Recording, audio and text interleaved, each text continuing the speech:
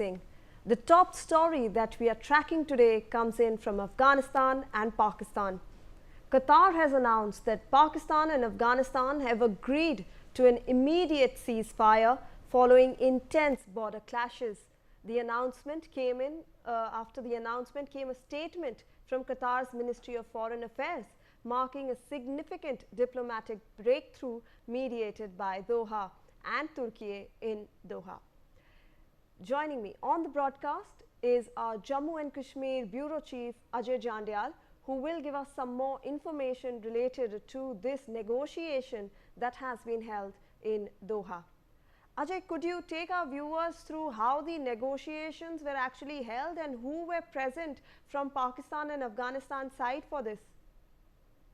Both the countries, they participated in this negotiation talks which was started yesterday late evening, and it was already expected that these talks will happen because Pakistan, when faced a heavy retaliation from the Afghanistan side, Pakistan was not having any other option. They roped in, Qatar, Doha, and they roped in Saudi Arabia for the talks, and then talks were started.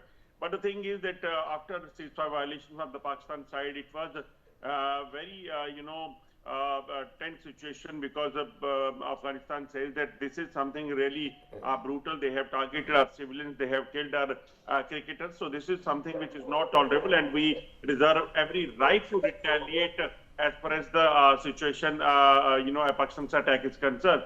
But even after that, the thing is that talks happens, and during that talks, Afghanistan raised this issue that Pakistan have violated ceasefire, they targeted our civilians, and that is something which is not tolerable, and we can retaliate very heavily. But though, Qatar and Saudi Arabia, they managed to, pacify the situation, and they again, able to retrieve the situation, and then both the countries once again have agreed for the ceasefire, between both, but Afghanistan have clearly warned Pakistan on that table that if anything like that, what has happened, that will not be tolerated, and they will retaliate, and they will ensure that they will avenge whatever has happened. Even now, when talks are going on and first round of talks happen, Afghanistan can definitely retaliate because it was a matter of a civilian's life, because this is not for the first time where what has happened, and this is the third such attack by Pakistan in the recent past as far as the airstrike is concerned. Absolutely, Ajay. I'll ask you to please stay on with us as we'll have some more breaking inputs on the story. For now, joining me on the broadcast is former diplomat, Ambassador KP Fabian. Thank you, sir, for joining us. Appreciate your time. A very good morning to you. We come with some great news. Afghanistan and Pakistan have agreed to a ceasefire. That's what Qatar is saying. However, how do you see this panning out? Because earlier too, after the week-long clashes and the 48-hour ceasefire, when it got over, Pakistan immediately bombed 2 targets in Paktika, and we lost so many innocent lives. So do you think this ceasefire will actually last? Thank you. Good morning. It's difficult to predict, but I will be surprised if the ceasefire lasts and the two parties, that is Afghanistan and Pakistan, sit down at the table, whether in Doha or elsewhere, and come to a proper settlement. I say this because Pakistan is confused, at least going by its public statements. Pakistan says that Afghanistan is doing it under India's influence. India has nothing to do with it. And secondly, there is a Taliban in Afghanistan and there is another Taliban in Pakistan. Pakistan Taliban is known as TTP. Now, Pakistan Taliban is not completely controlled by Afghanistan Taliban. And Pakistan Taliban wants restoration of the semi-autonomous status of the regions near the Duran line, which Islamabad is unwilling to do. So the reason for ceasefire breaking of the ceasefire and another ceasefire, I suppose these reasons continue.